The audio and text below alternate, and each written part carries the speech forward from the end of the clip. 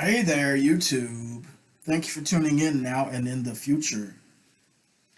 I got a question here from PL from my last video. PL says, Bob, I want to know what you think of this video. Parents of estranged adult children beyond the pain, estrangement. Are these narcs cut off by their children? I think that's a good question. I've watched the video and I also actually was pulling it up on Apple Podcast, and it was interesting. One of the things they mentioned was that it's very hard for these parents that are estranged, that are cut off.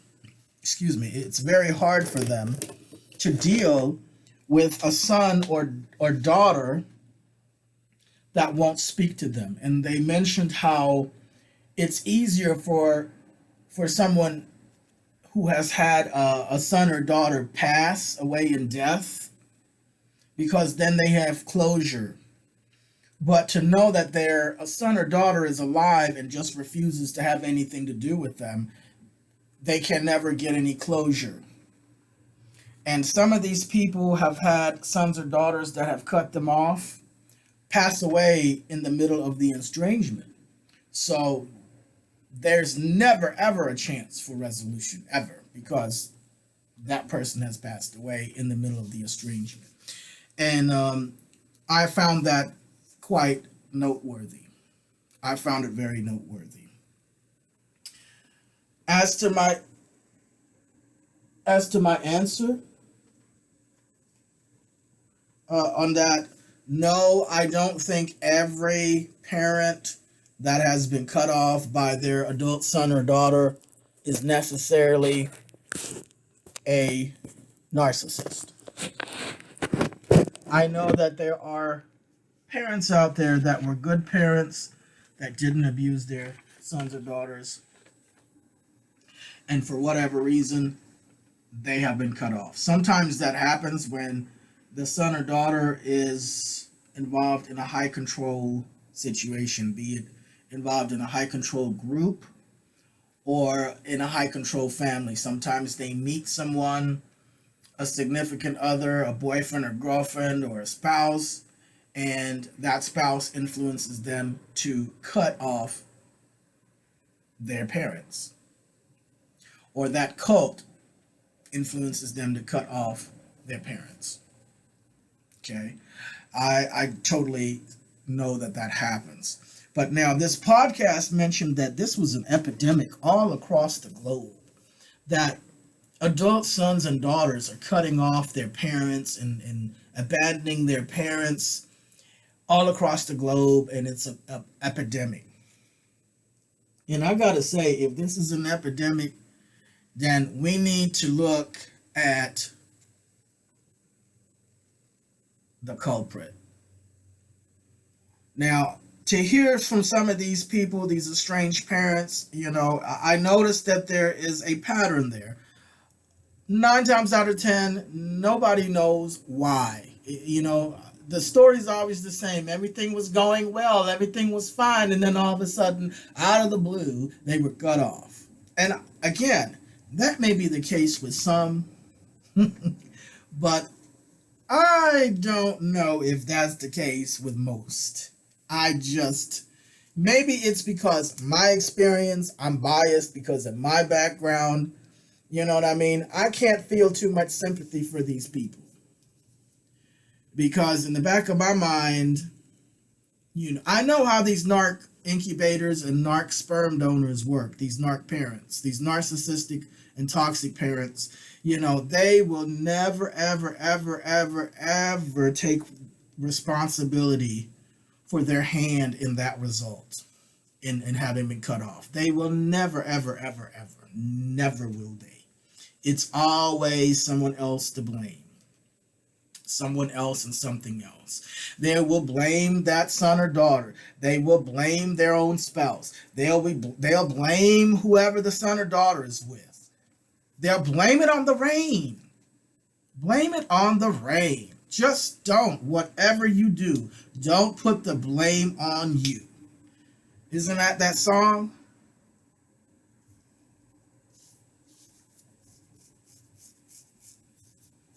Blame it on the rain.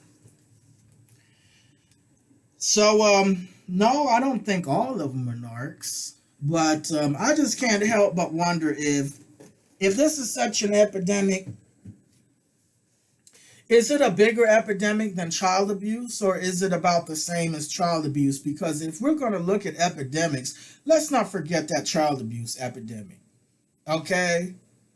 Okay? And I venture to say that the child abuse epidemic is much bigger than that estranged parent epidemic. Maybe I'm wrong. Again, it's hard to really get an accurate number in both of these areas because there's a lot of shame and secrecy surrounding that. There's a lot of shame and secrecy surrounding child abuse, especially the worst, most heinous kinds. A lot of people aren't talking about it.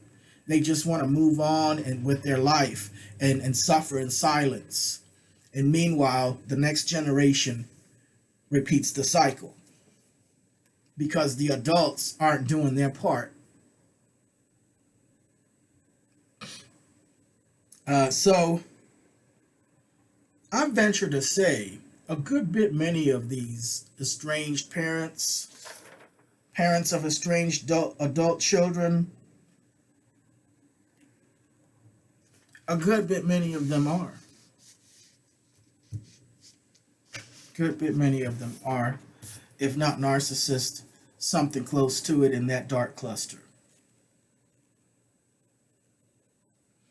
And a lot of these parents, they may not have necessarily physically touched their kids or beat them or molest them, but that mental and emotional abuse and cruelty is just as horrible. It's just as horrible. It takes a lot for someone to cut off their own flesh and blood mother and father. It takes a lot. That doesn't just come overnight from nothing. And it isn't people just being assholes to their parents. No. These people have had to cut off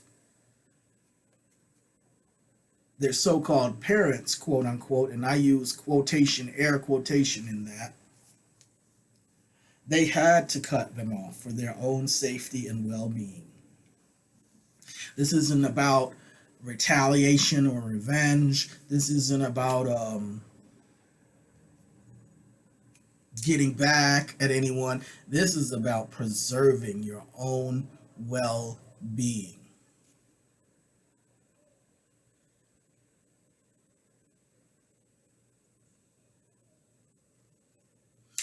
And see, this is what I told to one of my friends. This is a friend who also has had to deal with a narcissistic parent.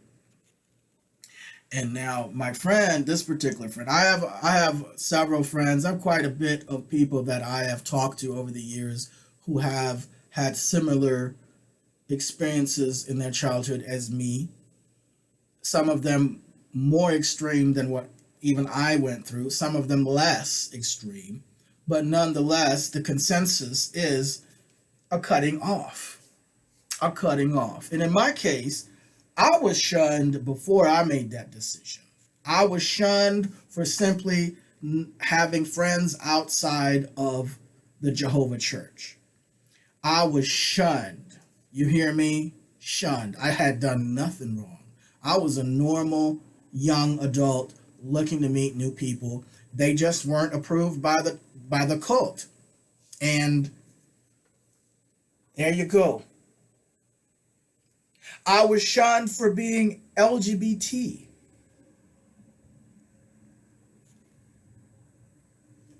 Matter of fact, these narcs attempted to use the fact that I am LGBT to try to game the mental health system. Back in those days, being transgender was considered a mental illness.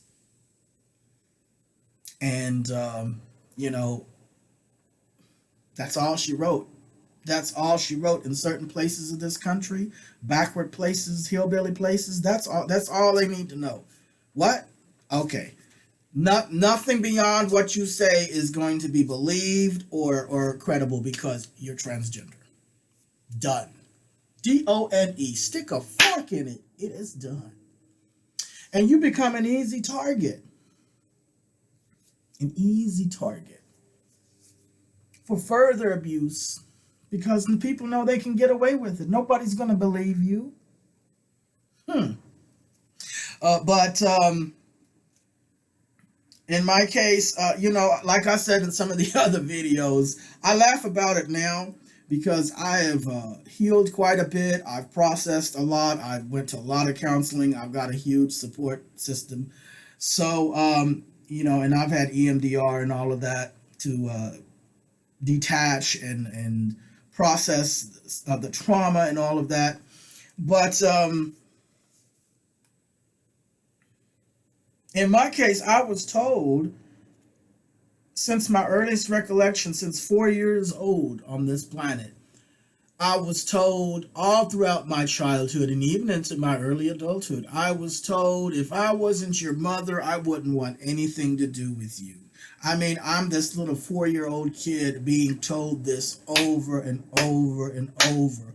And it was because I didn't want to clean my room, or maybe I didn't want to pick up the clothes behind me, or maybe I didn't want to wash dishes. I didn't want to do my schoolwork. Kids don't want to do chores. What kid do you know, right?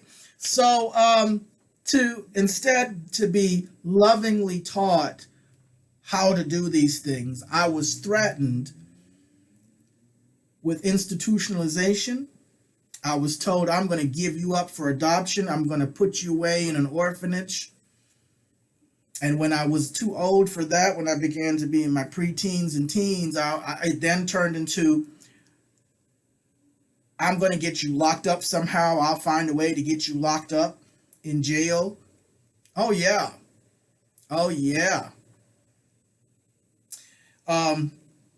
Like I said, I was told ever since I was 4 years old, if I wasn't your mother, I wouldn't want anything to do with you. Or I was threatened with abandonment. I was told I don't even want to come home anymore.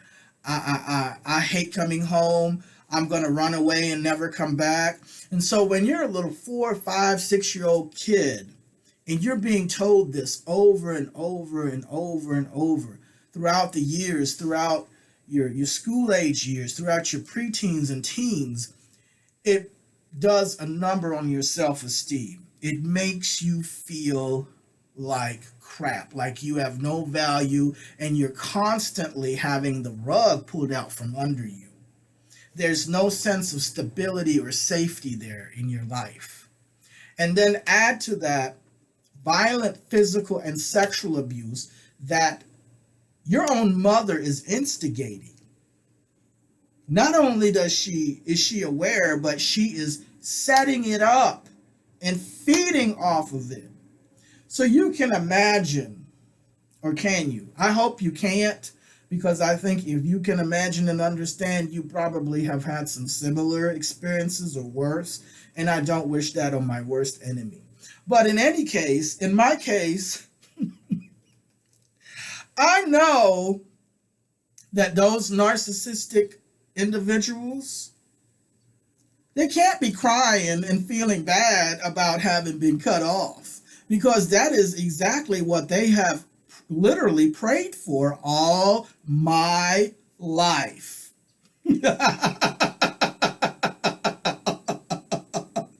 Everyone working will get paid. Everyone working gets paid.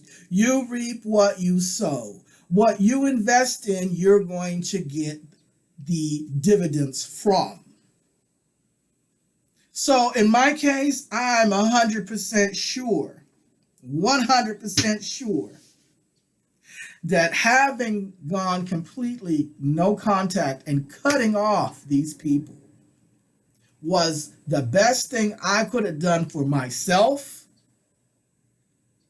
and my own safety and well-being. And the best thing I could have done for my loved ones and my family. My own family, you see. So this is kind of how I see that, PL. I look at those people, and those people that are estranged from their sons and daughters, and they're in these support groups and that podcast. Like I said, not all of them are narcs, not all of them are bad parents. But I think the majority of them have a strong hand and a responsibility in their son and daughter cutting them off for good. You can't tell me that every last one of them are just pure innocent, and it's all on the son and daughter, and they're just terrible, horrible sons and daughters. Yeah, nah, I don't think so. And most of society doesn't believe it either.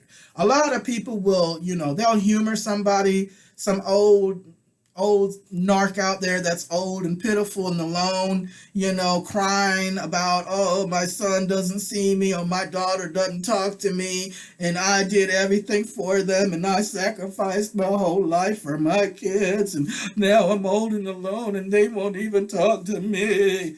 Yeah, and they'll boo-hoo with them like, oh, bless your heart, sweetheart. I'm so sorry that happened. And you're such a nice person. No. And then when they get from around them, they be like, she says it's all her daughter's fault. Or, she says her son is crazy, but I think she probably had a hand in why that happened. Yeah, where there's smoke, there's fire. Sure is. That's how people talk. I've heard it. I've seen it. I've been in group where there was an incubator. There was an incubator in one of my mental health groups. Excuse me. Now, this group was a mixed group. We didn't have, I think there were a couple of people that had also coincidentally had cut off one or both their parents. But that was just coincidence. It wasn't a group leading with that. Some of them, there was a couple of people that were they had addictions. One of them had a gambling addiction, and the other one had some kind of chemical substance addiction. I don't remember what it was.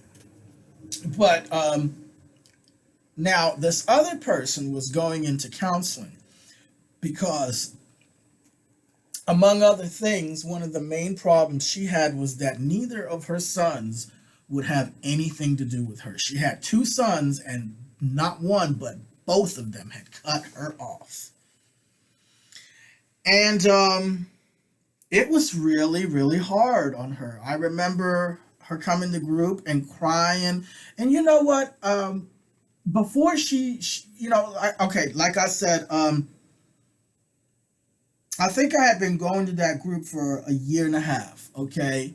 And so gradually, as time progressed, we all kind of share more about our situations, right? We don't all spill the beans right away, everything all at day one. So it took some time to kind of build trust with the facilitator and also with each other to be able to put more out there and let other people hold space for you, right? So I remember that as I was putting out and sharing what I went through in my experiences and my situations, and saying how I had gone, permanently no contact, and how my other counselor had really helped me to realize what I need to do for my own health and safety and well-being.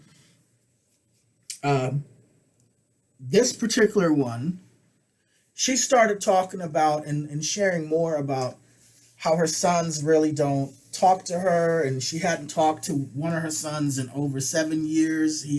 She calls and he never answers, and the other son won't even, if he sees her going down the street, he'll turn around and go the other way. And by that time, her and I had befriended each other. We had a group. She was part of this group when we had a break, because we would have counseling sessions for like 2 hours straight, the group counseling. And then in between, like 45 minutes, we would have a 20-minute break. And we had this group that would always go to the corner and they smoked their cigarettes. Not everyone smoked. I didn't smoke, but I would stand there and talk with them and during break. So she was part of that group, and so I got to know her and befriended her through that group, and we got on well. I mean, I thought she was witty. I thought she was nice, a nice lady. Um, but then she started getting more detailed. And at first, it was this number, poor her, and she doesn't know why, and blah, blah, blah. And then one day during break, I said, how old are your sons? And she told me that her sons were around my age. And I said, okay, okay. And, I just, I thought, interesting, right? And then she started to tell me a little bit more of the truth. In group, she was putting it as she had no idea why they were doing that. But now that she was talking to just one-on-one person, and again, I didn't ask her for this, I just asked her how old her sons were. And she started telling me how she wasn't there for them growing up.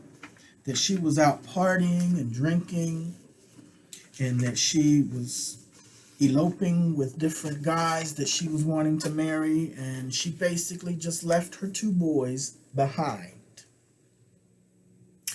And I guess when they were grown and she was getting old, she decided she wanted to have a relationship with them. Not really for them, but because she was old and alone. Right? Now, she needs them.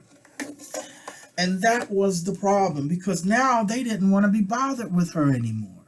They were done. They had moved on. They had taken the cards that they were dealt with in life, a narc incubator, and they had done what they needed to do to heal themselves and then move on.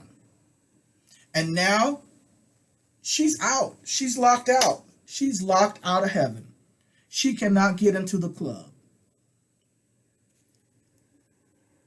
And it's torturing her. And I just listened, but I tell you, that changed the dynamics with me and her too. Now, I never was rude to her. I never was mean to her. I still treated her with dignity, but I no longer saw her as a friend. I said, this is somebody else's narc incubator.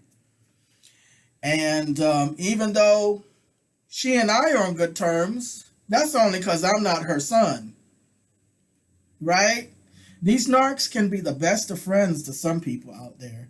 Wouldn't even know it. Some of these people out there to be like, wow, Miss Patty Jean is so nice. She's just the nicest lady. Why are her sons that way? It's just a shame that her sons treat her the way she is. Well, you don't know Patty Jean. You don't know Patty Jean like her sons know her. You think you know Miss Patty Jean? Miss Patty Jean is playing you. She's trying to put that mask of wonderfulness and gentleness and generosity and whatever else, charm, onto you so she can cry to you about how bad her sons are, how horrible they are, when in reality, homegirl didn't give two shits about them boys when they were little. Basically just popped them out and set them out somewhere while she's hopping around, drinking, having a good time. So now they don't want to be bothered with her. Hey, I totally get it. And I began to keep my distance. And that was that. That was that. I detached from her. And, like I said, I was never rude to her. I never confronted her. It's not my place. Homegirl knows already. She knows the deal. She knows the fate and karma that she's going to have to deal with and live, And the parting shots I left to her was, you might just want to respect their decision and move on. It's too late. Respect your son's decision. That's the last two things I said to her. And I remember she kind of wrinkled up her eyebrows there for a second and just shook her head, you know, left to right, just shook her head and said, no. And I said, well, the more you try to force your way, the more they're going to dig in their heels. So, you know, I highly doubt that trying to force them to talk to you is gonna do you any good. Just let go and move on.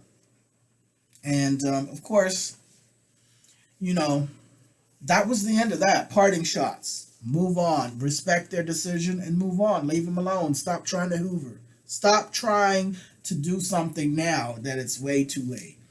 And so yeah, but again, you know, she at first and in open group, she would have never ever said and told the group what she told me on one-on-one. And all that time I had a suspicion, as much as I liked her as a friend, I had a suspicion that that was probably someone's incubator. That was probably someone's narc incubator. Okay? And she had some of the red flags. And then when she basically confirmed it to me, that was that. You know? Hi and bye. I see you. I know what you are. You're someone else's narc incubator. You left your own kids in the dust. And God knows what those boys might have went through. They might have went through abuse.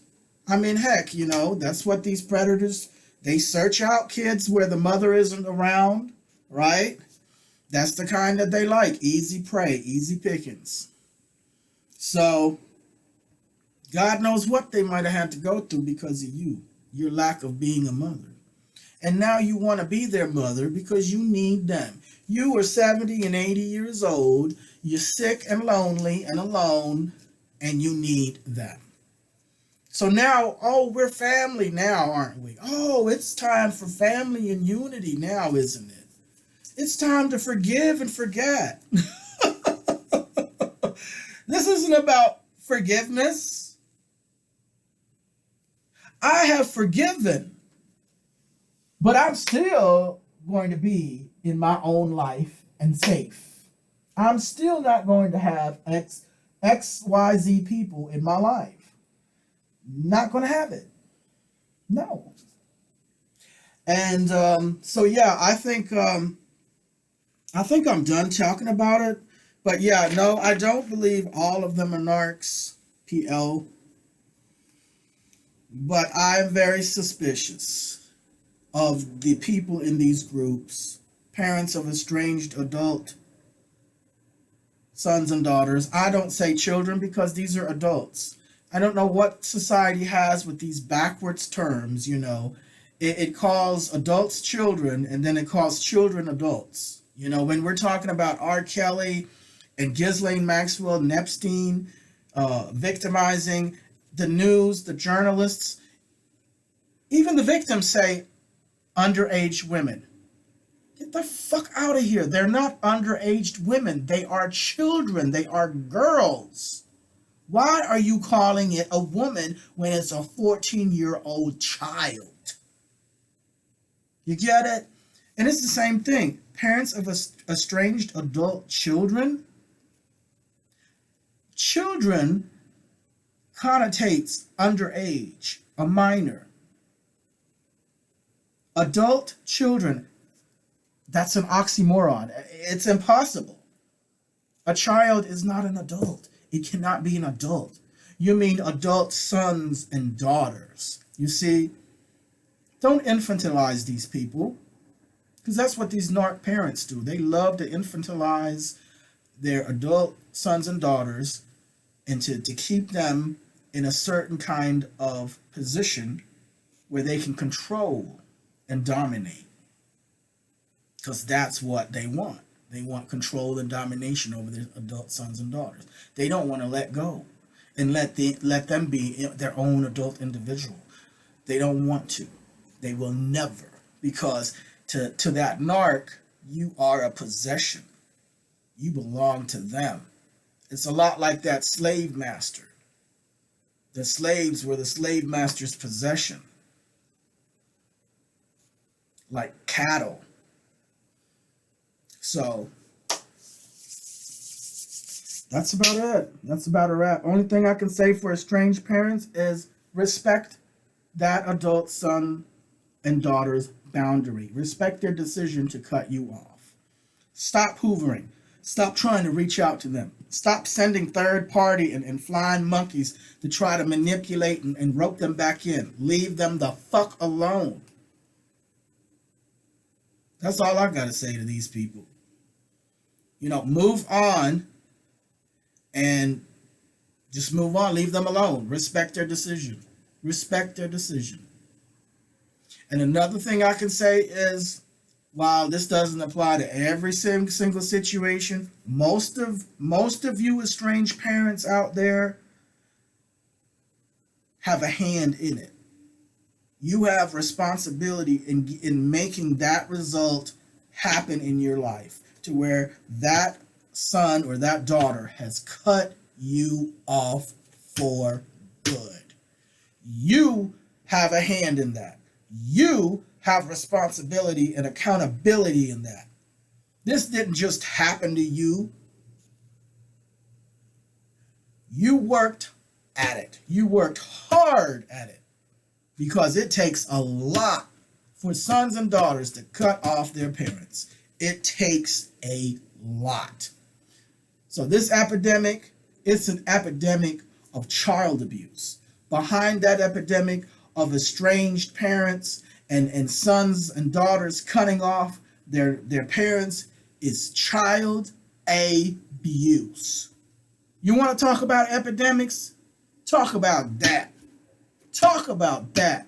Because behind all of that, 9 times out of 10, like I said, there are exceptions, but 9 times out of 10, when you have estrangement in families, there is abuse right at the culprit root.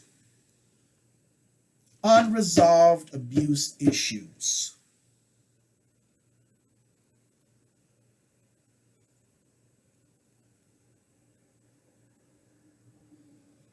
So that podcast there, they're only telling half the story. And they're catering to these people who want to be told that they don't have any responsibility in creating that result in their life, that they're so upset and sad and can't get resolution on, and are just so tortured over. Okay? I have to laugh at that sometimes. I really do. I know it's not a good thing for those people who don't deserve it, but like I said, there's an epidemic of narcissistic, toxic parents out there that are boo-hooing and crying because they got paid. They worked for that paycheck, and that paycheck reflects how much you worked and what you worked at. You reap what you sow. Come on now, people. So that's that. Thanks for asking that question, PL. I think it was a great question. So I hope you guys have a good rest of the day, and I am out of here. Have a good one. Take care. Thank you for tuning in. Talk to you soon.